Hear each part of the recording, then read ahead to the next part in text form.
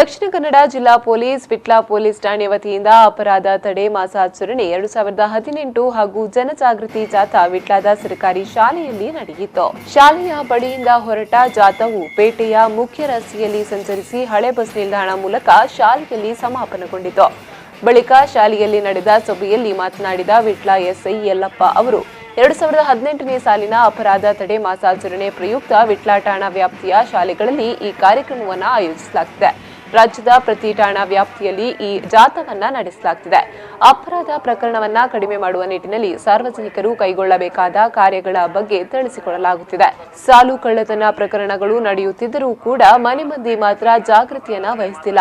ತಮ್ಮ ಮನೆಯಲ್ಲಿರುವ ಚಿನ್ನ ಹಾಗೂ ನಗದಿನ ಬಗ್ಗೆ ಜಾಗೃತಿಯನ್ನ ವಹಿಸಬೇಕು ಎಂದು ತಿಳಿಸಿದ ಅವರು, ಸಂಚಾರ ನಿಯಮಗಳನ್ನು ಪ್ರತಿಯೊಬ್ಬರೂ ಪಾಲನೆ ಮಾಡಬೇಕು. ನಿಯಮ ಉಲ್ಲಂಘಿಸಿದರೆ ಕ್ರಮ ಜರುಗಿಸಲಾಗುವುದು ಎಂದು ಹೇಳಿದರು. ಆಮೇಲೆ ಏನು ನಿಮ್ಮ ಏನೇ ಒಂದು ಸಮಸ್ಯೆಗಳಿರ್ತವೆ, ಸುಮಾರು ಸಮಸ್ಯೆಗಳಿರ್ತವೆ.